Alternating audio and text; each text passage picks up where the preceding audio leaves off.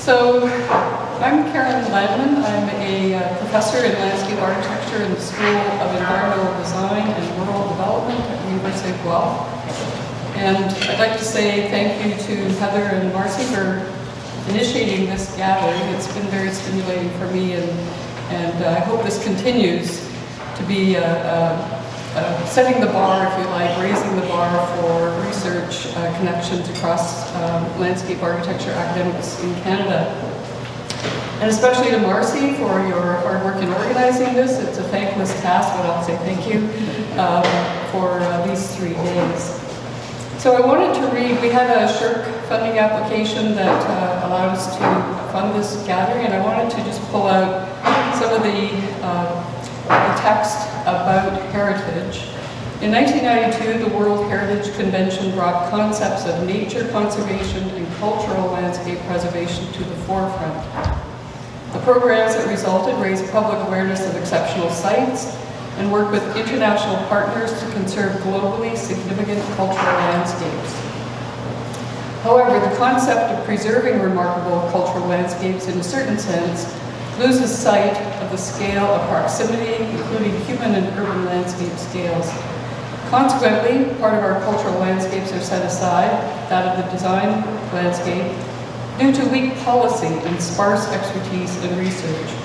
Canadian urban, peri-urban, rural, and industrial sites are viewed as cultural landscapes. So our aim is to improve existing and future research by sharing critical questions that will address the scale of cultural landscapes as heritage and identity. And yesterday we had a really interesting day-long discussion in this area. We had 3 discussion sessions going, and we had a lot of questions that were raised, which is what academics like to do, raise questions, pursue research based on improving our knowledge. So what is considered to be heritage? Who decides what is heritage? And what is the role of a landscape architect in this area? So today, this morning, we have 3 speakers in this area. Nicole Valois from the University of Montreal, Enrica Elara from the University of Calgary, and Marie-Claude Kwesi from the Government of Canada. I'm going to allow each of them to introduce themselves, and we'll begin with Nicole. Okay, thank you, Karen. And I also want to thank Marcela and Heather for all the organization and all the work you've done to bring this up today. Thank you very much. As English is not my first language, so I will read my paper.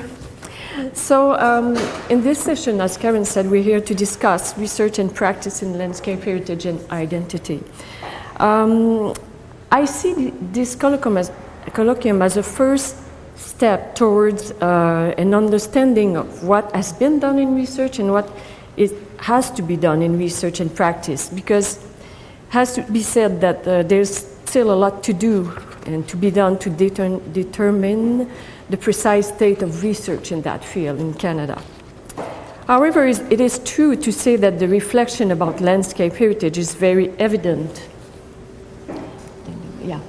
Is very evident in the action of organization, and like Parc Canada or other organizations. And one of them is being ICOMOS Canada, for which this year the priority themes are climate change, cultural landscape, and Aboriginal heritage. So I would just like to emphasize the fact that these issues are important to all who are concerned by the built environment and by the critical social and environmental situation we are in currently. The aim of my presentation is to look at one of these priority themes, the issue of cultural landscape, and we will see through this presentation, I hope, how this concept with its traditional definition can be challenged in the urban landscape heritage field. Well, cultural landscape is a thinking framework that has been widely accepted by heritage experts. Nowadays, it has been put into operation by different government organizations across the world, including Canada.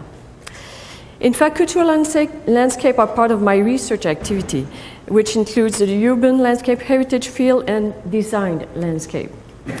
Having recently worked on the heritage evaluation of recent design landscape and urban ensembles, and exploring the meaning of social value of cultural landscape, I have noticed a lack of method about how to evaluate urban landscape heritage, especially where social values and the concept of spirit of place are involved. Heritage evaluation of landscape normally includes material values that define the territory, such as architectural value, historic value, aesthetic value, and they are embodied by tangible artifacts.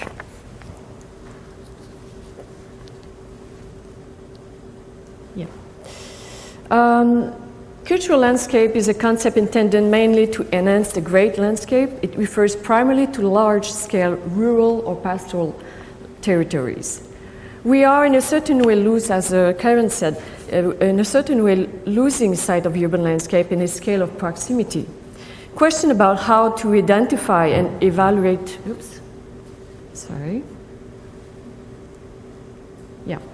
Question about how to identify and evaluate values of heritage in the urban area remain. How do we do this where building open spaces, streetscapes, nature, uses, and people are all interacting together and creating one whole evolving entity? Historical urban landscape UNESCO recommendation provides a framework that has the potential to define and manage heritage value in urban landscape. Adopted in 2011, it recognizes landscape as a palimpsest, a stratification. This means that the site is considered as a progressive and evolving unity which always reflects the state of continuity. Rather than seeing urban heritage as an obstacle to the development of city, this approach proposed seeing heritage as a strategy for urban revitalization and a generator of development. It suggests looking at the city as a social, cultural, and natural construct composed of urban layers.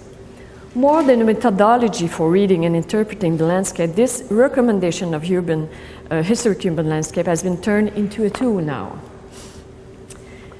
Another part of my current research looks to apply this historical urban landscape approach to urban sectors, where landscape heritage value are present, but not highlight, not easily identified either by the population or by experts. And finally, not officially declared by any official organization. We could say it ordinary urban landscape that has historical values. With students at Université of Montréal, we tested this approach to practice through a study of the Milan district in Montreal, a dynamic and animated neighborhood whose rich social and cultural history has shaped its value. Initially, Milan was a rural and working class neighborhood.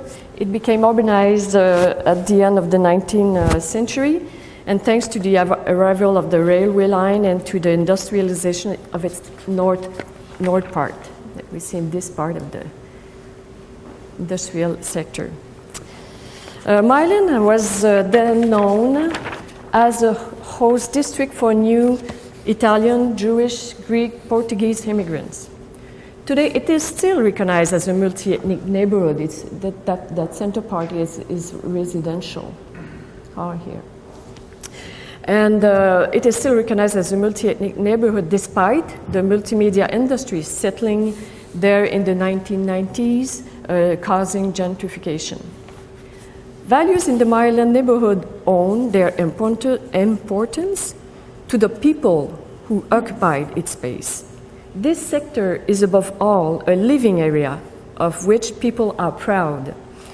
This pride can be clearly seen through community engagement, active presence on the streets, cultural events, organization, and appropriation of the sites, of the space. Furthermore, over time, innovative approaches has been adopted. which shows citizen and community appreciation of the Malian's tangible and intangible component. For example, a non-profit organization was created in 2010 called Les Amis du Champ des Possibles. Its purpose is to highlight social and ecological value related to spontaneous appropriation of the industrial wasteland that you see on the top. The Champ des Possibles is the first green space in Montreal to be co-managed by a non-profit organization and the City of Montreal.